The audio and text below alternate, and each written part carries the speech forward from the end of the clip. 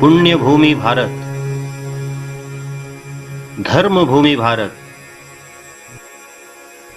देवभूमि भारत, देवताओं द्वारा बनाया गया देश, हिंदू महासागर जिसकी दक्षिणी सीमा है और हिमालय जिसकी उत्तरी सीमा है, जल, वायु, अग्नि, आकाश अर्थात प्रकृति ने इसे धरती का स्वर्ग बनाया और मानव को यहीं पर धर्म का बोध हुआ।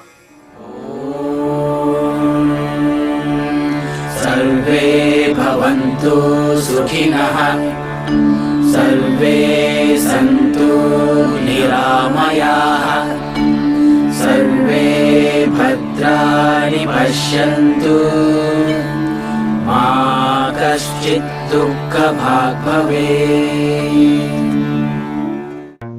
हिंदू धर्म मानव मात्र का ही नहीं अपितु सारे विश्व का, मानव का ही नहीं पशुओं का भी, वनस्पति का भी, चेतन ही नहीं जड़ का भी कल्याण करने वाला मार्ग। नदियां बहती रहें, वृक्ष पल्लवित होते रहें, शुद्ध वायु समस्त जीवों को प्राण देती रहे, समस्त जड़ चेतन का कल्याण हो, ऐसी मंगल कामना कर हमारे पूर्वजों ने कृण्वन्तो विश्वमार्यम की घोष के साथ धर्म की पताका सारे विश्व में फहराई, विश्व को आर्य या सभ्य बनाया।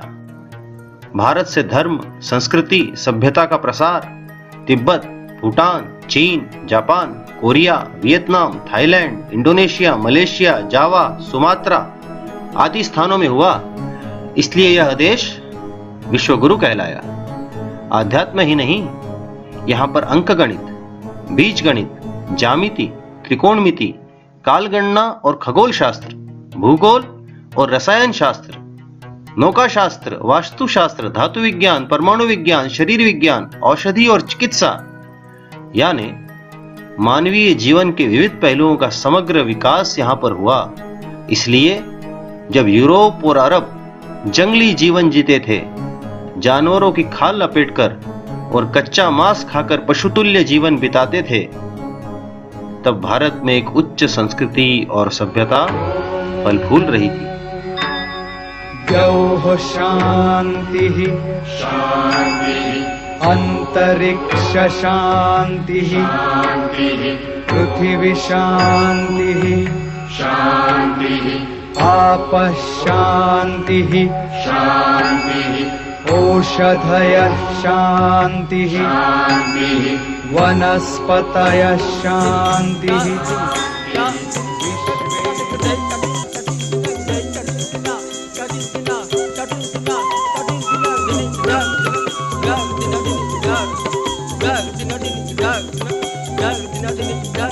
शान्तिः, सर्व शान्तिः।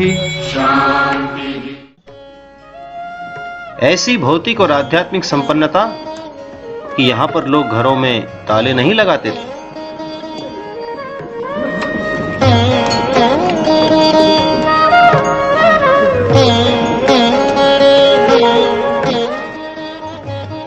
दुनिया भर के देशों को यहां से रेशमी और सूती वस्त्र, गुड़, शक्कर, मसाले, नील, औषधियां, कलाकृतियां आदि निर्यात किए जाते थे और बदले में भारत आता था सोना और चांदी।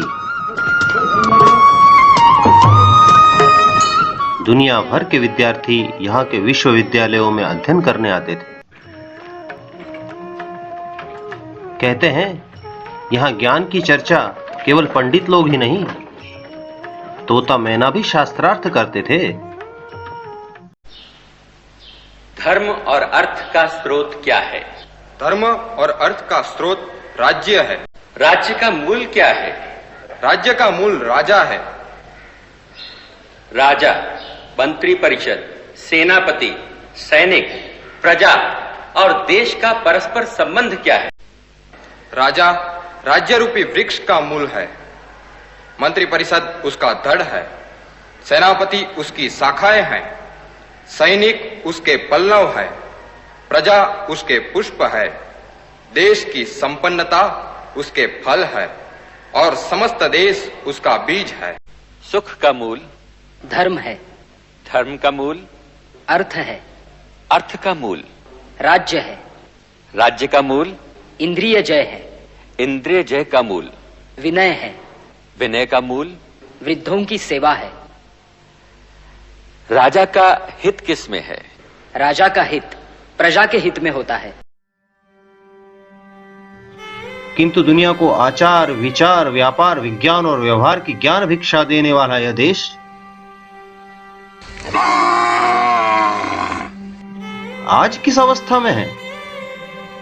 जहां दूध घी की नदियां बहती थी, जो सोने की चिड़िया कहलाता था,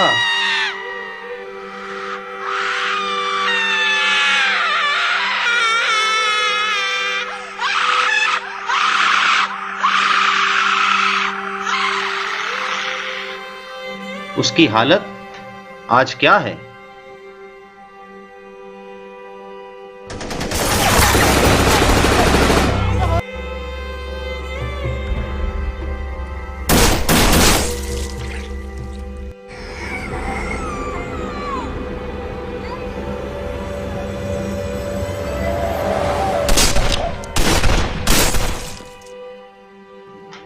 आखिर क्यों?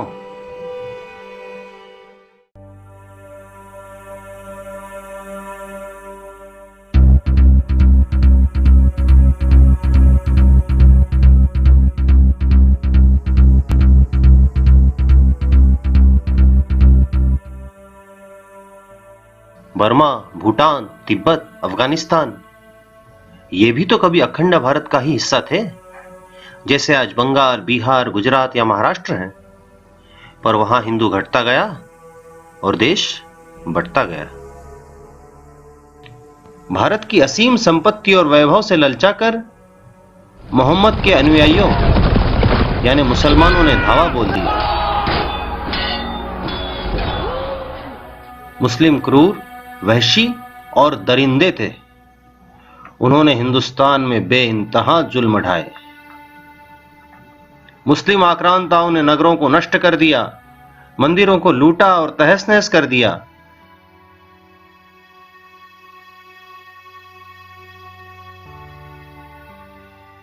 और नालंदा और तक्षशिला जैसे विश्वविद्यालयों को अग्नि के हवाले कर दिया। मुसलमानों ने युद्ध में विजय पाई छल से। युद्ध जीतकर ही मुसलमान संतुष्ट नहीं होते थे। वे निहत्थों का नरसंहार करते, बच्चों को गुलाम बना लेते और महिलाओं पर बलात्कार करते।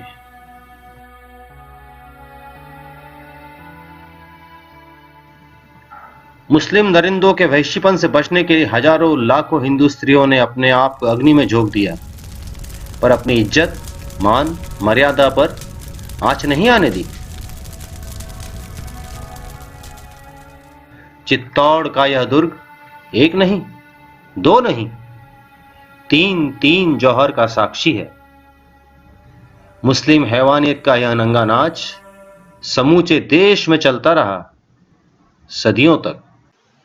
छत्रपति शिवाजी के पुत्र संभाजी और कवि कलश को इस्लाम कबूल करने के लिए 51 दिनों तक यातना दी गई। उनकी आंखें गर्म सलाखों से नोच ली गईं, जुबान काट दी गई और जिंदा ही नदी में डुबो दिया गया। इस्लाम कबूल कर लो। संभाजी 1000 बार जिएगा, 1000 बार मरेगा, मगर हिंदू धर्म नहीं छोड़ेगा। औरंगजेब जैसे मुस्लिम शासकों ने तो हिंदू प्रजा पर हैवानियत की हद ही कर दी।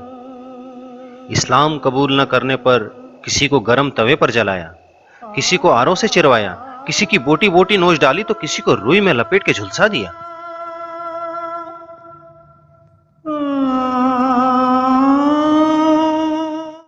बागी गुरु के बागी बच्चों, हमारा धर्म कबूल करो या बेरहमी से मरने के लिए तैयार हो जाओ।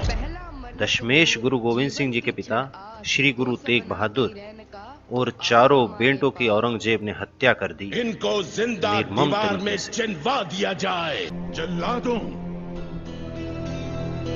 इनको दीवार में चिनना शुरू करो। एक ओंकार सतनाम करता पुरख निर्भय निर्वैर अकाल मूरत अजूनी सैभं एकामाई जुगत व्याय। बेटी, दुनिया में चाहे आप मुझसे पहले आए हो, पर दादाजी को मिलने में आपसे पहला जा रहे हैं। जिव तिस पावे तिवै चलावे, जिव होवे फरमान। या बुरे आइया वाचा कर्म हदूर करनी आपो नारके उष्टे केती छुटकी नाल।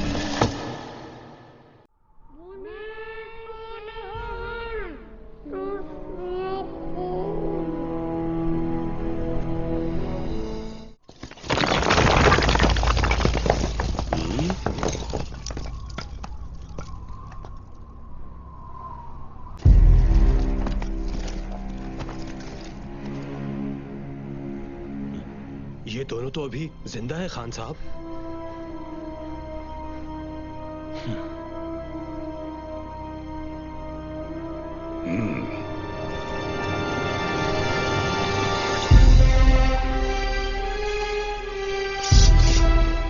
छोड़ दो बच्चों को, छोड़ो।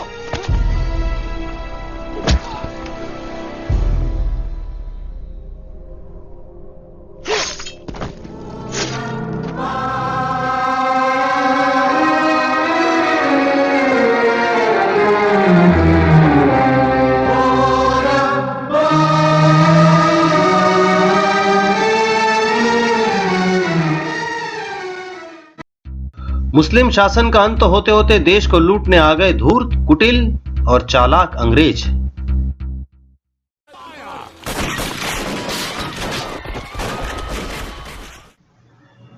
उन दोनों मुस्लिमों और अंग्रेजों की दोस्ती हो गई हिंदुओं के खिलाफ। द्वितीय विश्व युद्ध के बाद 1945 में अंग्रेजों ने भारत छोड़ने का फैसला कर लिया था। इधर नेहरू और जिन्ना दोनों को ही प्रधानमंत्री बनना था और इसलिए जिन्ना ने देश के विभाजन की मांग रख दी और दबाव बनाने के लिए मुसलमानों को डायरेक्ट एक्शन के लिए उकसाया। डायरेक्ट एक्शन यानी हिंदुओं पर सीधा हमला।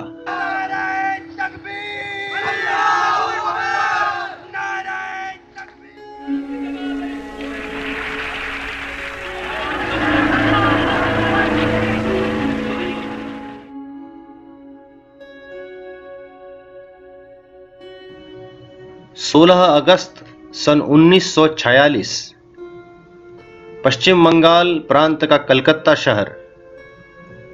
शहर के केंद्र में हजारों मुस्लिम इकट्ठा हुए थे पाकिस्तान की मांग करने के लिए। सभा के बाद भीड़ गलियों में घुस गई और हिंदू घरों पर टूट पड़ी। मैं बाहर घूमने जाने वाला था कि अचानक मैंने मुस्लिम दंगाइयों को देखा। वे चिल्ला रहे थे, नाराए तकबीर, अल्लाहू अकबर। मेरा पड़ोसी बाहर देखने के लिए आया। आखिर हो क्या रहा है? उसका सिर फोड़ दिया गया। फिर दंगाइयों ने घरों के दरवाजे पीटने शुरू कर दिए। वे चिल्ला रहे थे, एक भी हिंदू जिंदा न रहे।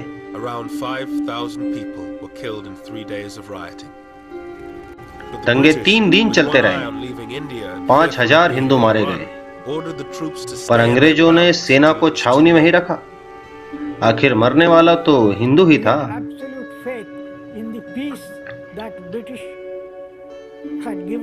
हमें ब्रिटिश न्याय व्यवस्था पर पूरा भरोसा था, पर उन 3 दिनों में कोई शासन व्यवस्था दिखाई नहीं दी। कोई भी किसी को भी मार सकता था। Free for all.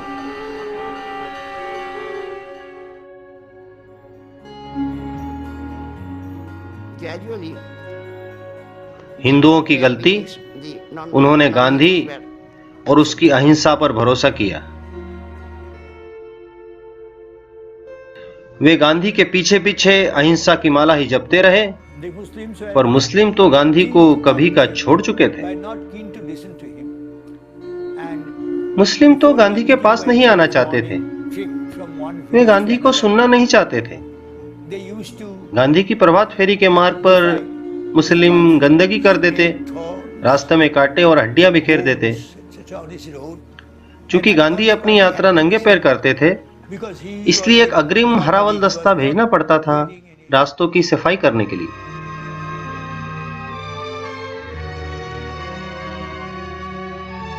मुस्लिम तो हिंसा पर उतारू था पाकिस्तान बनाने के लिए। वो यह मौका हाथ से नहीं जाने देना चाहता था, हिंदुओं को लूटने और मारने का। बंगाल ही नहीं, पंजाब में भी।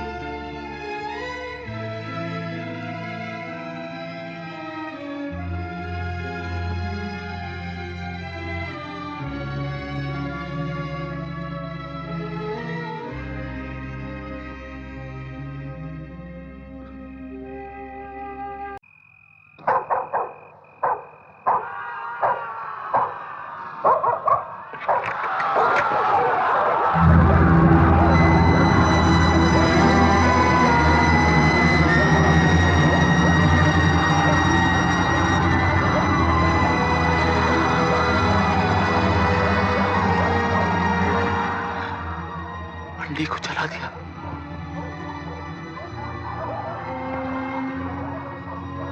लोगों के घर जल रहे हैं।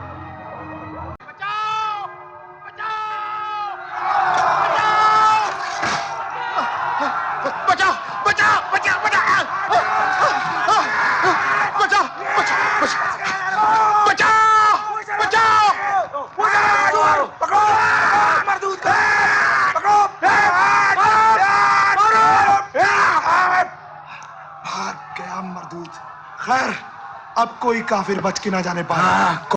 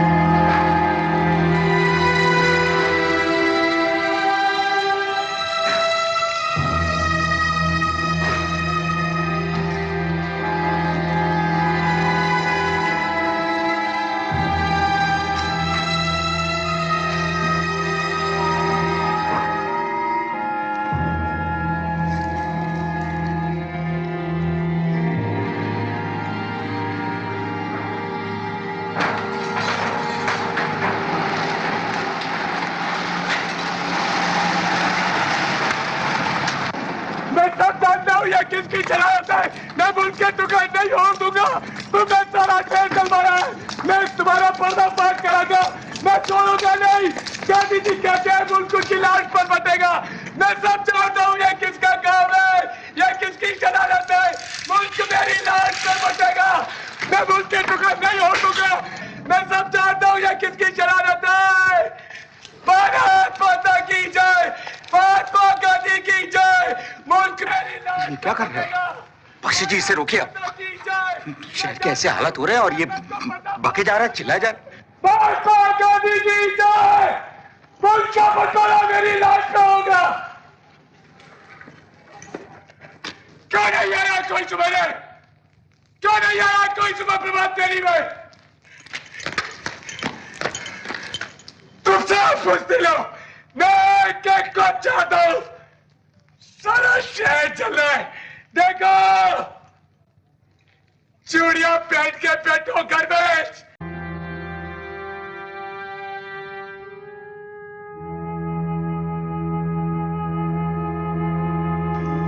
और इसी अराजकता के बीच नेहरू ने देश का बंटवारा स्वीकार कर लिया।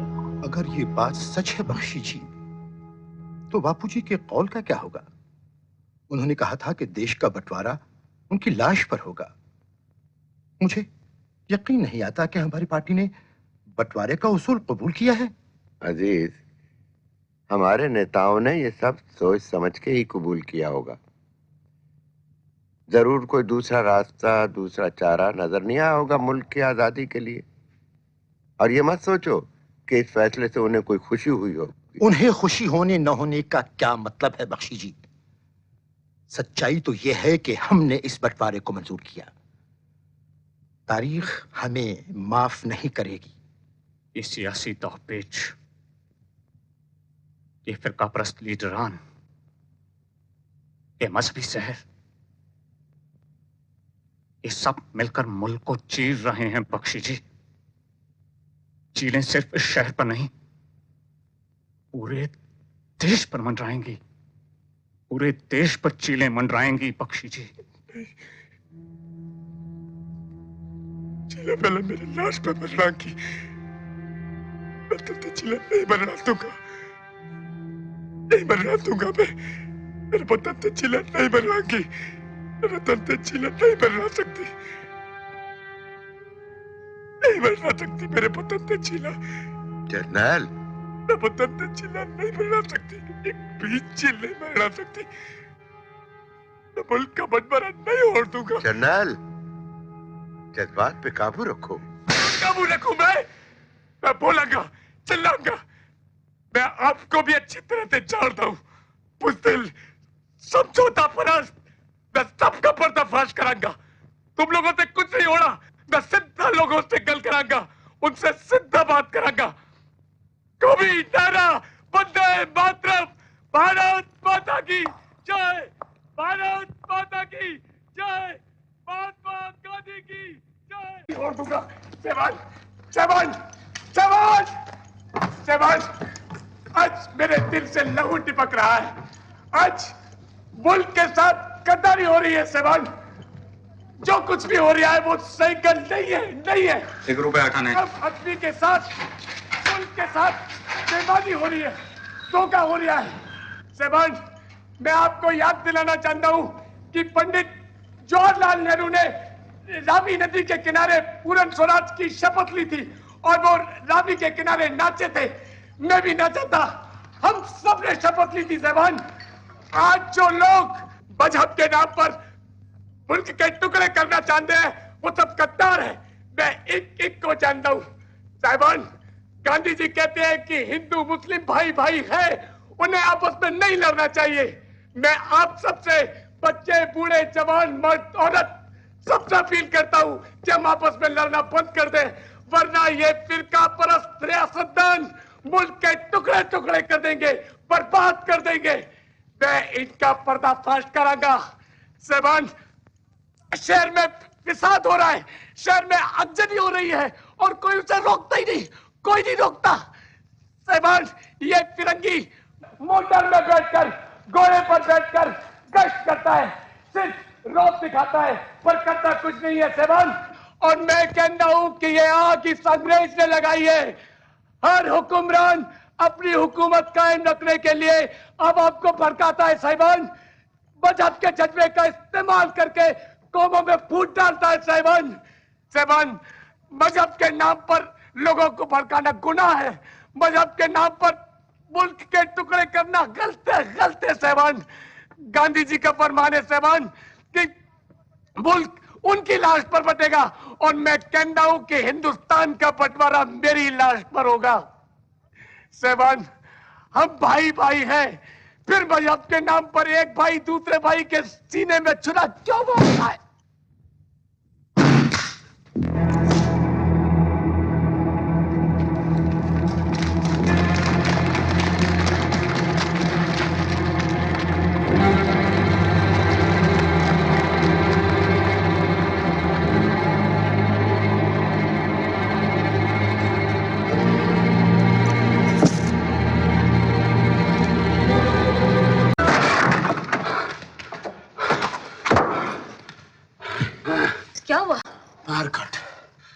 मारकट शुरू होगी। कहा? हाँ? फिर बलवा हुआ क्या शहर में? सरदार का सिर फोड़ दिया। किसने फोड़ा? पता नहीं, मैंने पता नहीं। हे रब्बा, ये क्या हो गया? कुछ बोलता क्यों नहीं? कुछ बोल, क्या हुआ? कुछ नहीं हुआ। मुन्ने कुछ नहीं हुआ।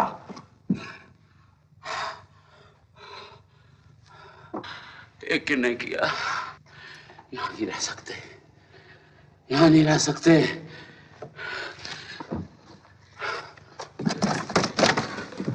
कपड़े पा।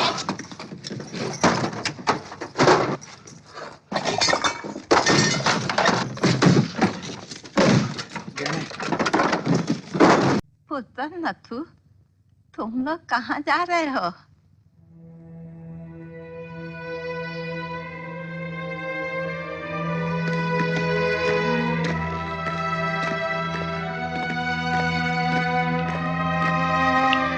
जर्नैल सिंह तो बात का पक्का निकला। देश का बंटवारा उसकी लाश पर हुआ, पर गांधी की बात तो बस बात ही रही। करोड़ों हिंदुओं को अपना घर, गांव, जन्मभूमि छोड़कर भागना पड़ा, जान और मान बचाने।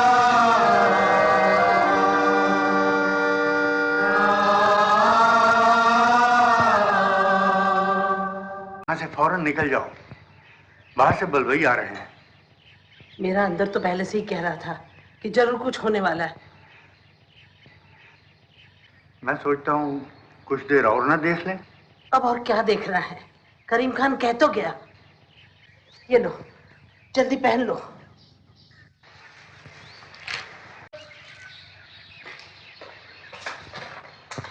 दुकान की रजिस्ट्री के कागज ले लूं? ये गहनों का क्या करूं? पहन लूं? पहन ले। नहीं, मत पहन। तेरे गहने देखकर ही तुझे कोई मार डालेगा। दुकान के पिछवाड़े जाकर इन्हें गाड़ दे। आप हमेशा के लिए थोड़ी जा रहे हैं। गाड़ के चले जाए?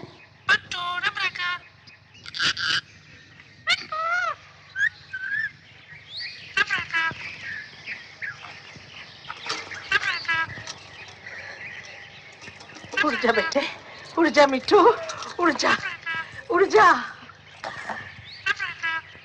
रब रखा मिट्टू, उड़ जा, उड़ जा बेटू। अब मैं क्या करूं? उड़ जा बेटू, उड़ जा।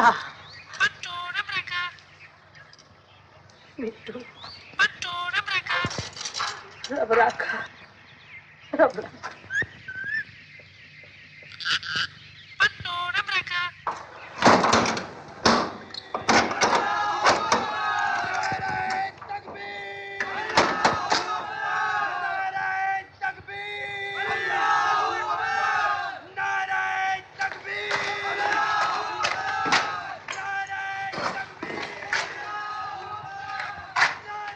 बंधु, अगर मरने मारने की नौबत आ गई तो मैं पहले तुम्हें गोली मार दूं, फिर अपने को मार दूं।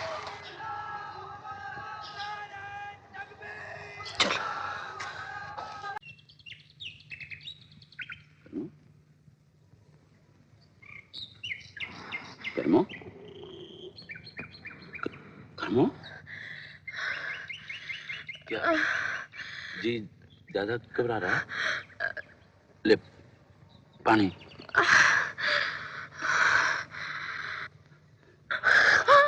कर्मो, कर्मो,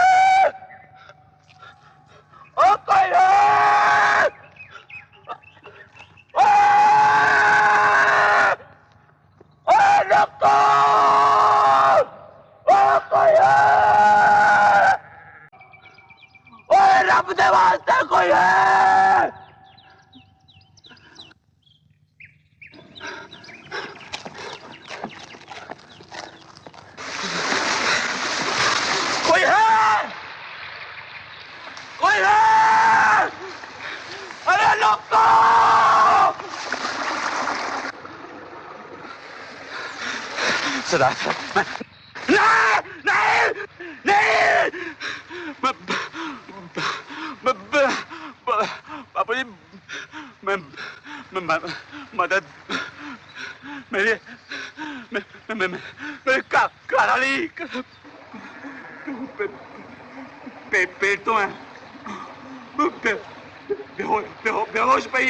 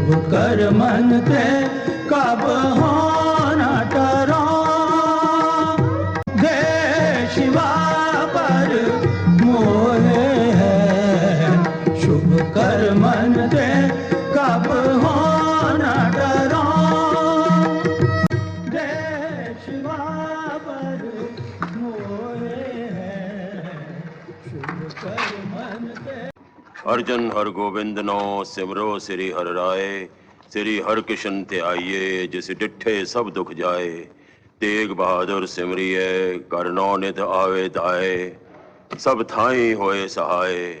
दसम पातशाही श्री गुरु गोबिंद सिंह साहब जी सब थाई होए सहाय। दसा पातशाहियां दी जोत श्री गुरु ग्रंथ साहब जी के दर्शन दीदार करते हुए बोलो जी वाहेगुरु वाहेगुरु।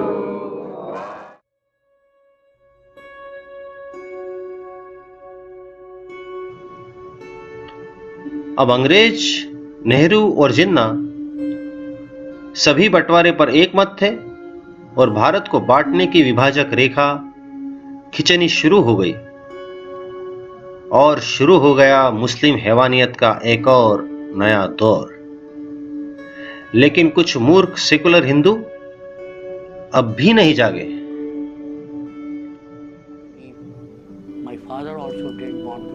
देश के बंटवारे के पहले ही हिंदुओं ने लाहौर छोड़ना शुरू कर दिया था। मेरे पिताजी एक बैंक मैनेजर थे। उन्होंने कहा, हम अंग्रेजों के नीचे रह लिए तो मुसलमानों के नीचे भी रह लेंगे। मैं लाहौर नहीं छोड़ना चाहता था। पिताजी भी नहीं जाना चाहते थे। वे कह रहे थे, जो आज जा रहे हैं वे कल लौट आएंगे। पर जब हमारे नजदीकी पड़ोसी भाटिया जी भी चले गए तब मेरे पिताजी रोए। मुसलमानों ने हिंदू इलाकों में आग लगा दी। मैं रात को छत पर सोता तो 5 मील दूर शहर का हिंदू शाह आलमी इलाका जलता हुआ दिखाई देता। यह बहुत भयंकर था।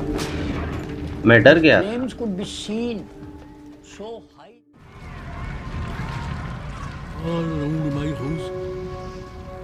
मेरे घर के चारों ओर लोग भाग रहे थे, बच्चे, जवान, औरतें। जब मैंने एक को रोक कर पूछा तो उन्होंने कहा, मुल्ले आ रहे हैं और मारकाट मची है, चारों ओर आग लगी है, जान बचानी है तो भागो तुरंत।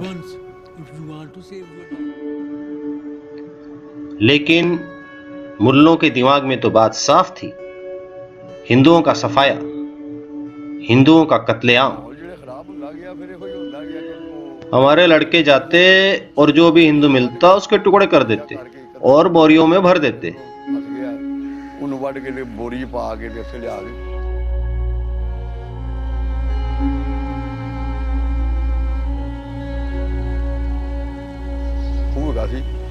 उथे लिया के सारते ये मुंडे मुसलमान जिहड़े ऐसे एरिए जिथे मुसलमान है। हमारे लड़के हिंदुओं को पकड़ते, मारते और जला देते।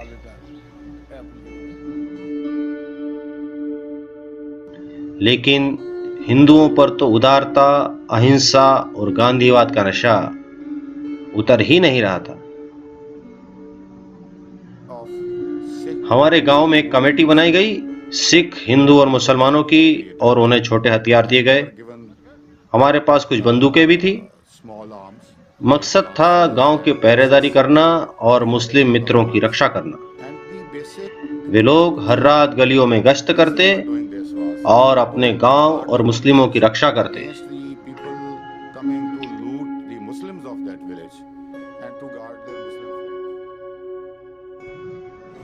लेकिन जहां हिंदू कम था वहां हिंदुओं का माल खतरे में था, हिंदुओं की जान खतरे में थी और हिंदुओं का मान भी खतरे में था। मुस्लिमों की नजर हिंदुओं की बहु बेटियों पर थी। 1947 की गर्मियों में रावलपिंडी और पश्चिम पंजाब के सिख गांवों पर मुसलमानों ने धावा बोल दिया। सिख संख्या में बहुत कम थे, पर सिंहों की तरह लड़े। जान से भी ज्यादा मान को महत्व दिया सिखों ने। झाड़ियों के पीछे से आवाजें आ रही थी, अल्लाह अकबर, या अली, या अली। उनके हाथों में हथियार थे, उनके तेवर बड़े आक्रामक थे, वे बड़े गुस्से में थे, मानो हमें खा ही जाएंगे। हमारे लिए तो एक नई बात थी, सदियों से हम यहाँ रहते आए थे, आखिर क्या हो गया था? उसने एक लड़की दी डिमांड की। एक मुसलमान था, उसका नाम था गुलाम रसूल। उसने एक लड़की की मांग रखी, एक लड़की मुझे दे दो और मैं सारे बदमाशों को यहां से हटा लूंगा। लेकिन वीर बहादुर सिंह के पिता ने गांव के मान के लिए फैसला ले ही लिया।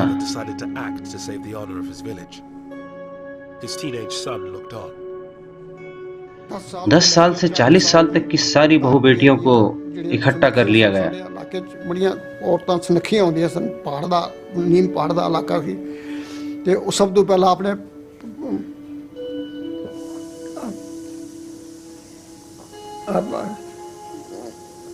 थोड़ा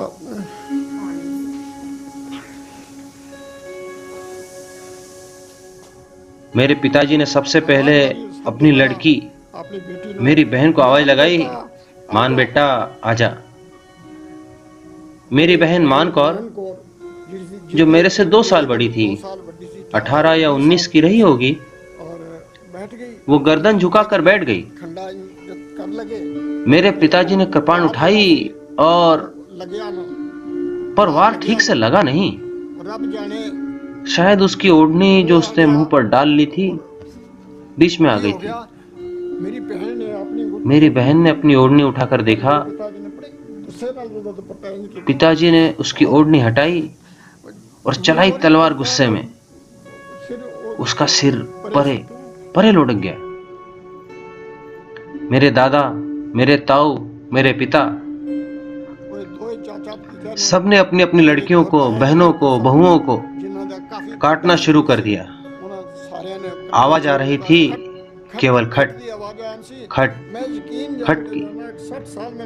मेरा यकीन मानना 60 साल बाद भी मुझे याद है, किसी ने भी हाय तक नहीं की, कोई भागी नहीं, चिल्लाई नहीं, रोई नहीं, बस वाहिगुरु वाहिगुरु कहती रही।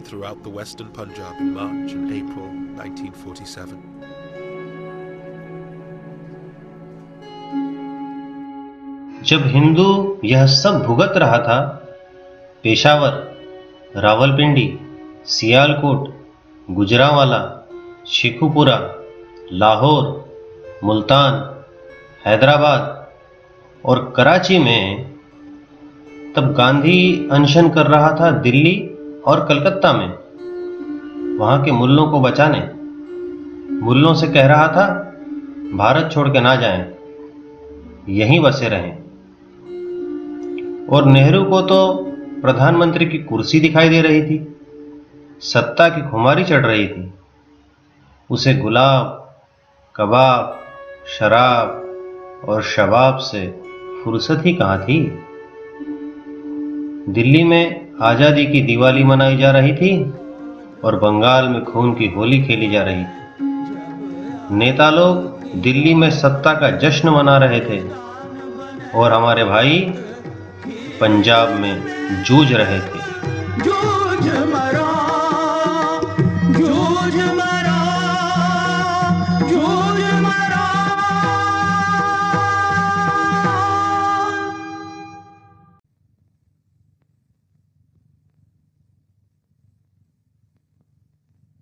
आज फिर गुरु के सिंहों के इम्तिहान का वक्त आ गया है। हमारी आजमाइश का दिन आ गया है। गुरु महाराज का इस वक्त एक ही हुक्म है, कुर्बानी, कुर्बानी, कुर्बानी। अरदास करो गुरु के सिंहों, अरदास करो।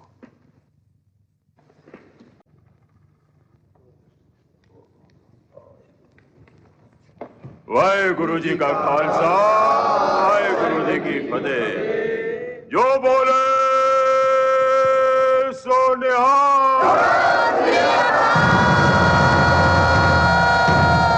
बीज प्रचंडन चोतमंडन पान प्रभंग सुख संतय करणं दुर्मधरणं किल्वखरणं असरणं जय जय जय कारण शिष्ट उबारण मम प्रतिपारण।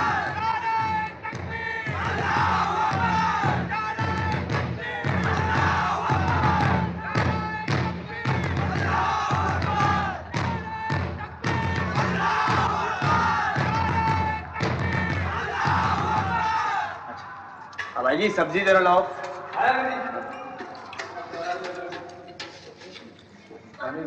आप जाल ले आओ, जाल। इधर पानी लाओ। जी पानी लाओ जी।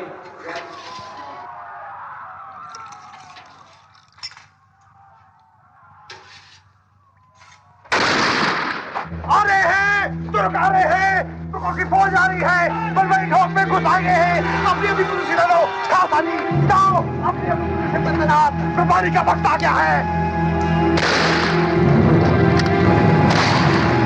जाओ जाओ, अपनी अपनी पुलिस ले लो, खासानी तैयार तैयार, अपनी अपनी कुर्बानी के लिए तैयार।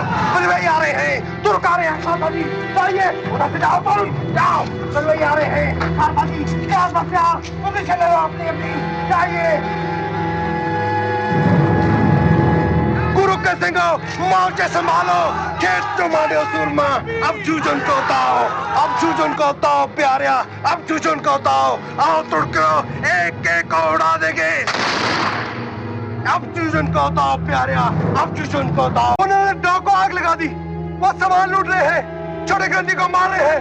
देखो वो छोटे ग्रंथी को मार रहे हैं, वो देखो वो सामान लूट रहे हैं, आग लगा रहे हैं। सही सामान तैयार हो जाओ, अपनी कुर्बानी देने के लिए तैयार हो जाओ, गुरु के लिए कुर्बानी देने के लिए तैयार हो जाओ।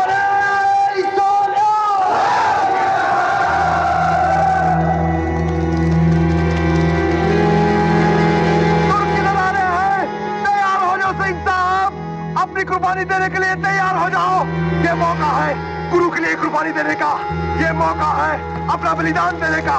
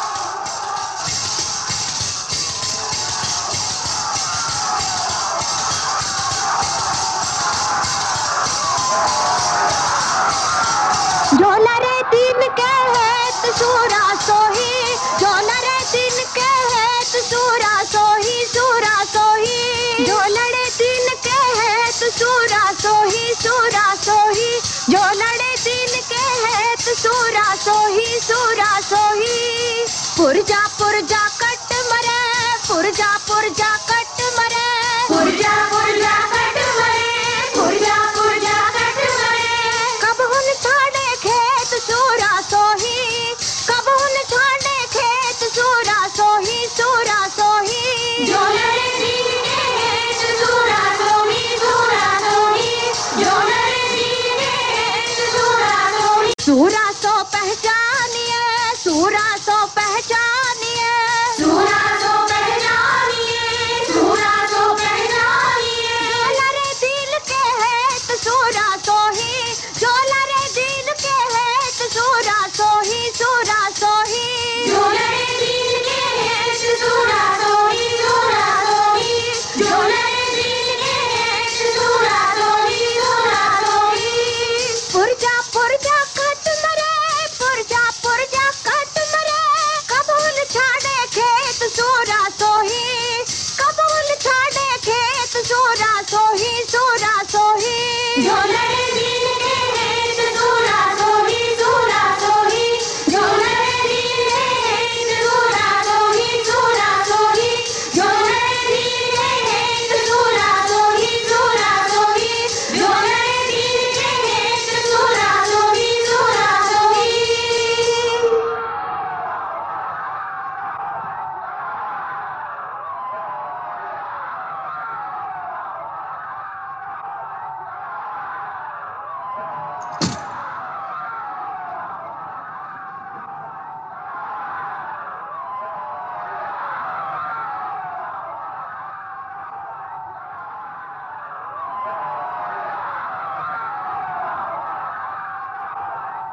गुरु की सिंगड़ियों, उठो।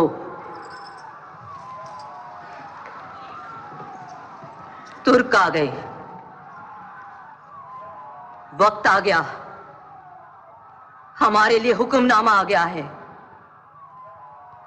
आओ शेरनियों, मेरे साथ आओ, आओ।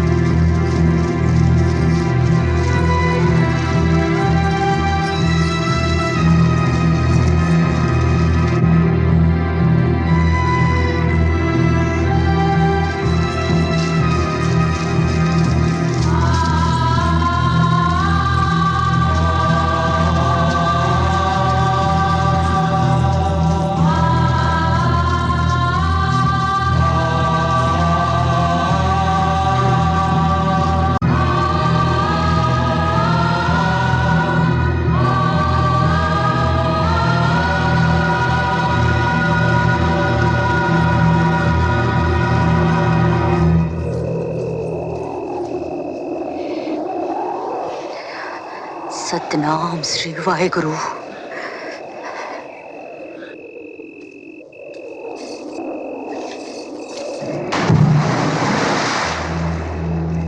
सतनाम श्री वाहेगुरु।